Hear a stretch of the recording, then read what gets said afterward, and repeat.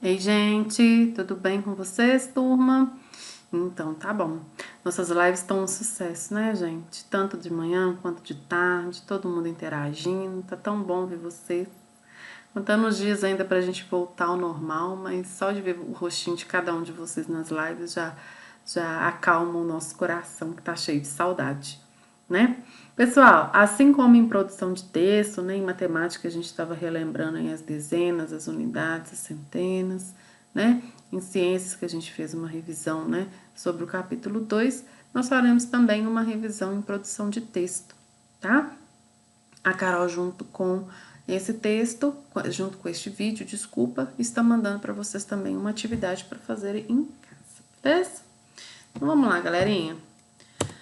Bom, é hora de recordar o que aprendemos, né? Então nós aprendemos então primeiro como fazer uma produção de texto, né? O que não podemos, não devemos esquecer para fazer uma boa produção de texto?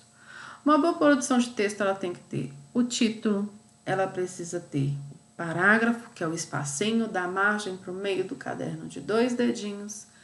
Ela não pode deixar de ter a pontuação correta, né, o ponto final, ponto de exclamação quando é uma pergunta, ponto de exclamação quando é surpresa ou admiração, os 2 pontos quando alguém quer falar e o travessão quando alguém está falando.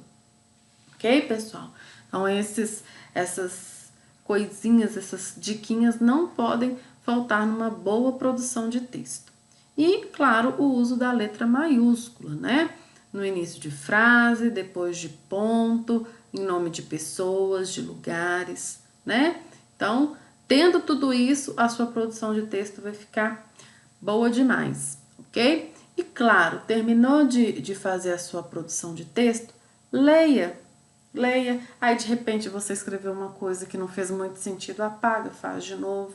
Sempre que a gente faz uma produção de texto, é muito importante que ao final dela a gente leia, ok? Pra gente ver se a gente não errou nada, se não escreveu nada errado, se não faltou um ponto, uma letra maiúscula, uma minúscula, um parágrafo, ok? Bom, depois a gente aprendeu sobre a quadrinha, né? O que é a quadrinha? É um pequeno poeminha formado por 4 versos, né? É a quadrinha. Tem o poema normal, que são vários versos, tem as estrofes e tudo mais, mas a quadrinha é um pequeno texto formado por 4 versos. Destes 4 versos, pelo menos 2 tem que rimar. Ou o primeiro com o terceiro ou o segundo com o quarto. Ou pode ter rima em todos, não tem problema, mas pelo menos tem que ter rima em 2 versos, ok? Bom, depois da quadrinha, a gente viu o texto com imagem, né? Que a partir daquela imagem, daquelas imagens, a gente faz um texto. Então, o que a gente tem que obedecer aí nesse texto com imagem? A ordem dos acontecimentos. Se for uma imagem só, por exemplo, uma foto, você vai fazer um texto sobre aquela foto, geralmente é uma foto de você com alguém, então você vai contar o caso, né, através de uma história daquela foto. Mas se forem várias sequências, você tem que obedecer a sequência dos acontecimentos, quais são os personagens, se tem um personagem só, se são 2, né? O que acontece no decorrer da história, que é o meio da nossa história, e o final da nossa história, que ela tem que concluir, né? Tem que concluir aquela história. Então, obedecendo todos esses itens, você vai fazer também uma ótima produção de texto. E também tem aquele texto quando a gente organiza as frases, né? Colocando a frase, né, no lugar correto, ok? E o texto informativo, que foi o último texto que a gente viu, né? O penúltimo texto que a gente viu, né? Ele traz no título o assunto principal e geralmente vem com uma pergunta, né? Ele quase sempre são utilizados termos técnicos, porque você vai pesquisar sobre aquela informação, né? Eles vêm ilustrados, né? Ou com foto ou com desenhos.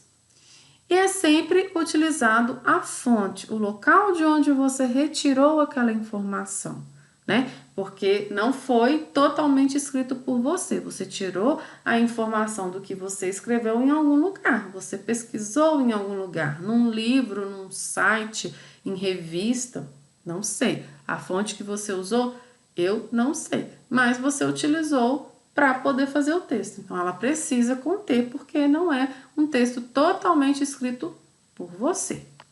Ok, pessoal? Lembraram de todos os textos que a gente fez? Pois então, junto com esse vídeo, tá indo uma atividade para vocês. Vocês façam com atenção, com capricho, e na nossa live a gente vai corrigir, tá? Nas nossas lives de produção de texto, sempre a Carol vai pedir 2, 3, dependendo do texto, né? Se não for muito grande, a Carol até pede mais alguém para ler, né? Pra Carol ver como que ficou, como ficaram as produções de vocês. Beleza? Até mais, galerinha. Um beijo, um abraço e muito carinho para vocês.